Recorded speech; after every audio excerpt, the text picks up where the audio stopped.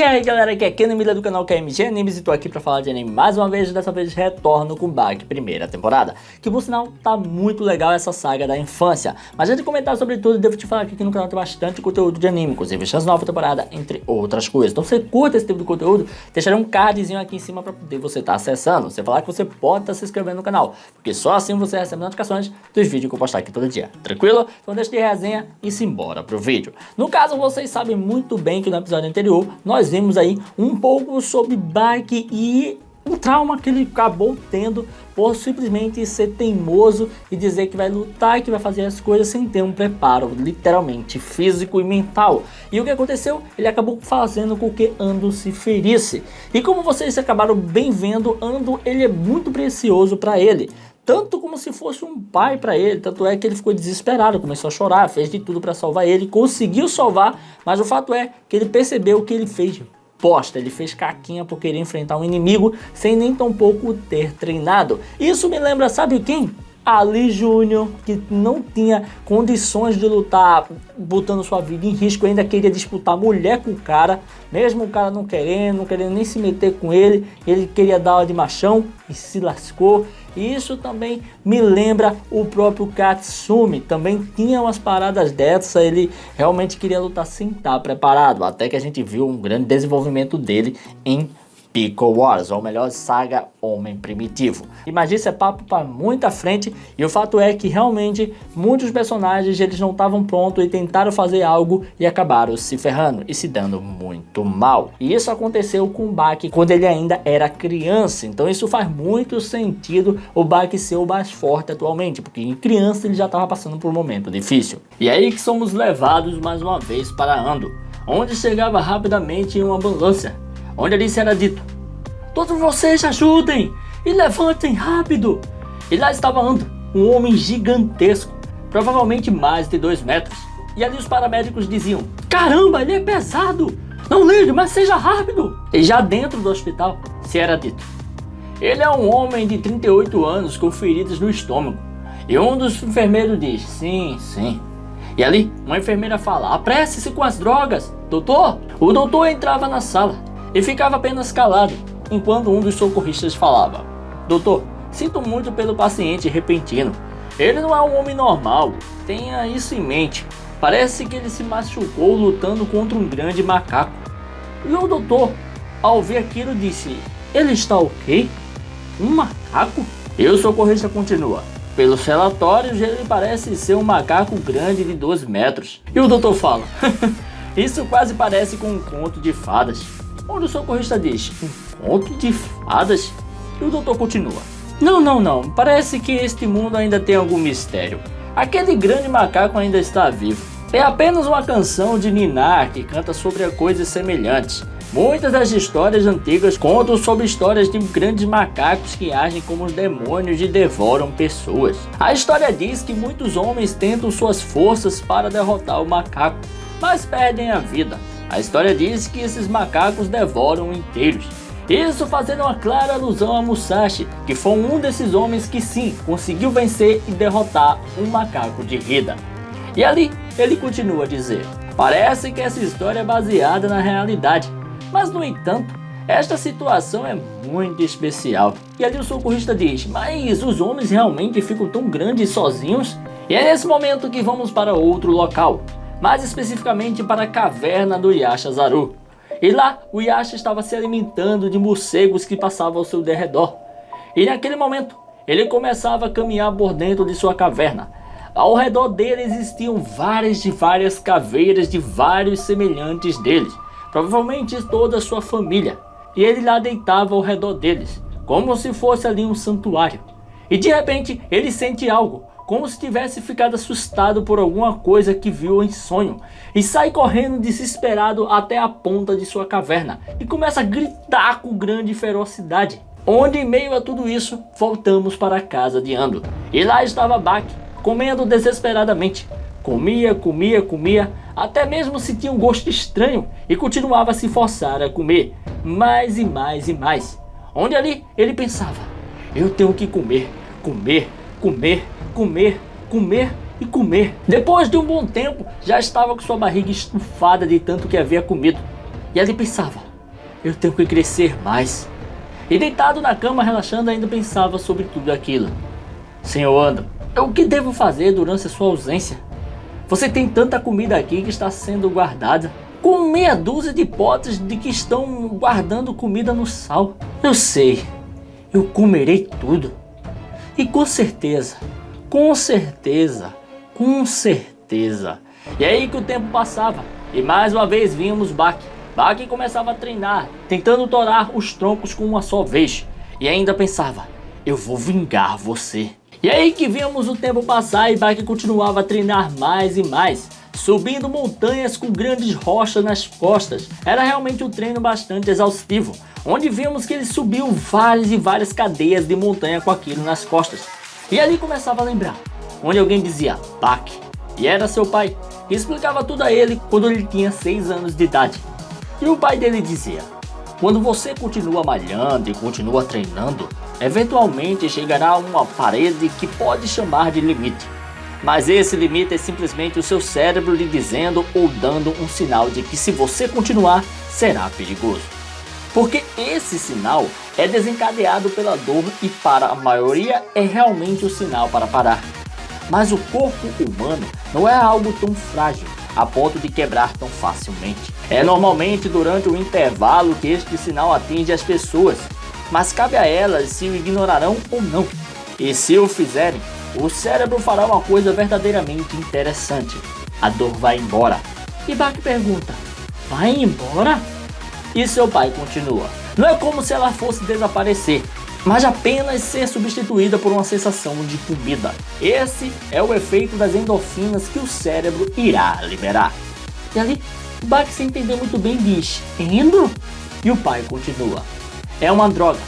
É a droga mais forte conhecida pelo homem.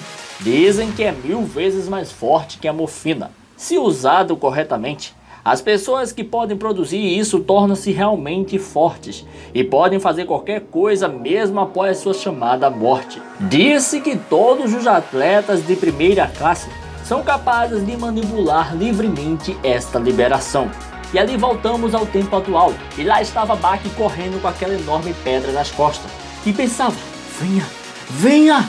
E sentia mais uma vez a endorfina fazendo seu efeito e ele recebendo uma carga muito grande de força, onde ali ele sentia que algo estava diferente e pensava, isso, é isso! E ficava cada vez mais forte e correndo com a velocidade insana. Novamente começávamos a ver ele treinando em outro local, socando uma árvore. E enquanto socava, chutava, começava a sentir mais uma vez a endorfina fazendo o seu trabalho. E ele ficava mais forte. E novamente vemos ele em outro treinamento. Treinamento esse que era subir usando somente suas mãos em uma corda. E quando ele subia a uma poderosa árvore, ele ia sentindo que estava ficando fraco. Mas naquele momento, ele sentia algo diferente. E a endorfina mais uma vez se ativava. E ali ele tinha mais força. E outro momento também vimos um treinamento, onde estava Bak se segurando na posição agachada. E não parava por nada. Até que quando ele estava prestes a falhar, sentia a endorfina novamente. Assim se seguia também até mesmo nos seus treinamentos de flexão. Quando era hora de desistir, quando era hora da fadiga, a endorfina ativava e ele conseguia treinar ainda mais. E mesmo depois de todos aqueles treinos, víamos que Bak sim, voltava a treinar em sua casa, voltava para a casa de Andro e assim comia pratos e pratos de várias refeições. Era muita comida que ele comia. E ao longo disso tudo, se passaram 3 meses. E lá estava Bak, na ponta de um penhasco, onde ele lembrava das palavras do seu pai e olhava para aquele penhasco enorme.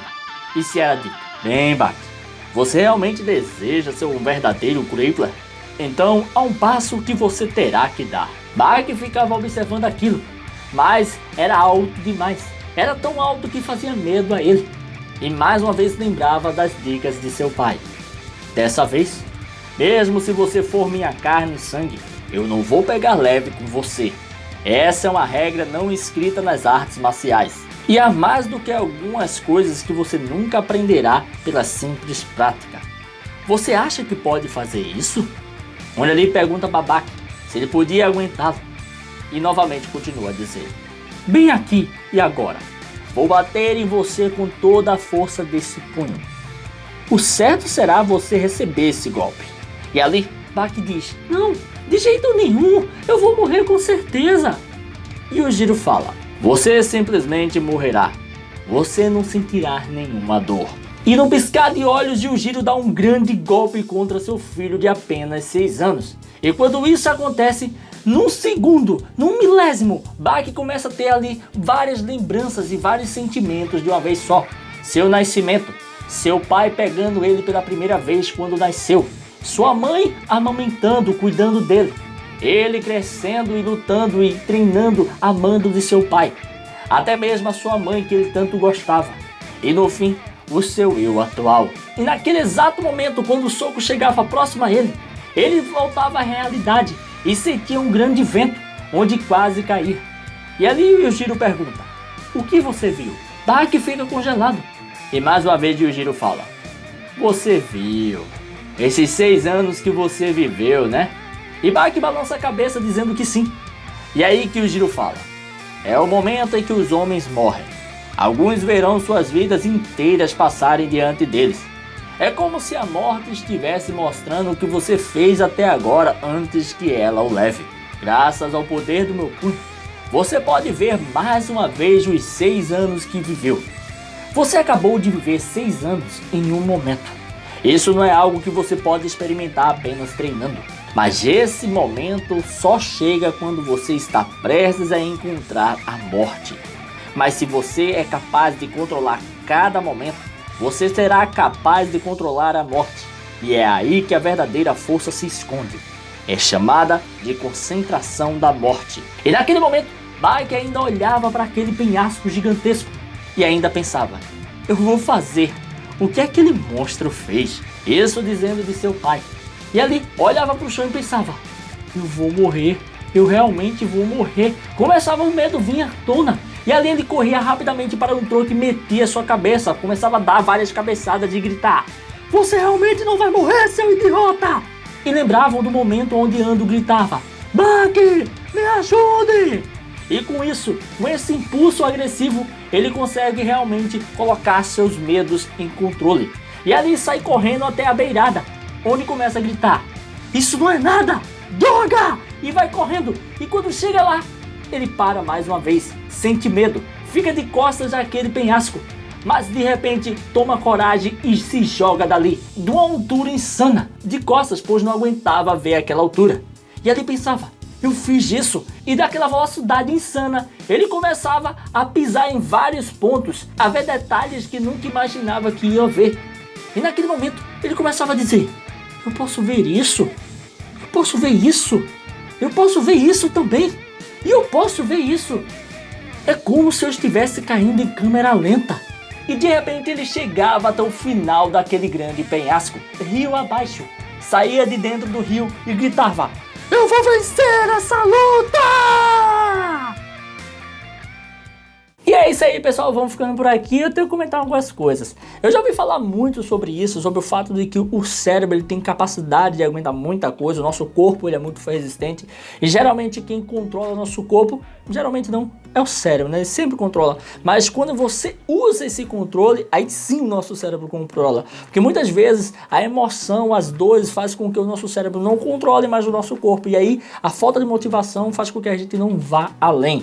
E aí o Yujiro falou sobre isso, né? No caso, sobre o fato de que, tipo, quando a gente achar que tá ferrado, você pode ir mais. É só o nosso corpo dizendo que vai ser perigoso, vai ser cansativo, vai ser algo que vai trazer um certo problema pra você mais pra frente.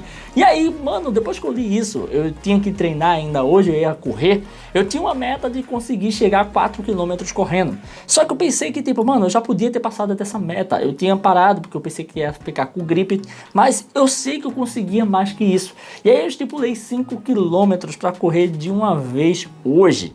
Só que aí o que acontece? Quando eu fiz 3 km, começou aquele negócio de dizer que não dava, e eu pensava, mano, e o Yujiro disse que dava, E, mano, eu botei tão foco o fato de o Yujiro ter falado que deu certo, mano. Apesar de que eu já tinha estudado sobre isso, eu sabia que o nosso corpo, quando ele começa a avisar que tá doendo, que tá cansado, na verdade é uma mentira.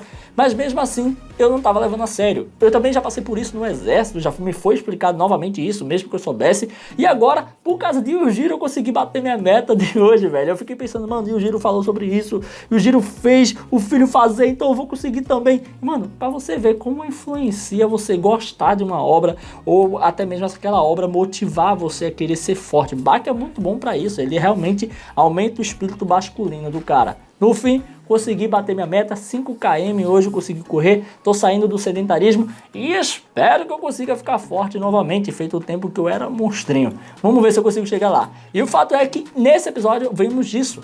Tratou-se sobre justamente treinamento e justamente conseguir quebrar seus limites. Vemos Baki ali que passou 3 meses treinando e tá mais forte do que nunca, onde até mesmo conseguiu controlar a morte, né? Conseguiu ter uma percepção maior das coisas que acontecem em menos tempo. Então por isso que ele acabou não morrendo quando estava caindo do penhasco, sempre parando ali a velocidade de queda dele. Muito massa esse episódio. E é isso aí, pessoal. Se você curtiu esse vídeo, dá aquele like, comenta, não deixe de se inscrever e ativar o sininho para estar recebendo notificações dos vídeos que eu postar aqui todo dia. Tranquilo? Valeu, galera. Fui!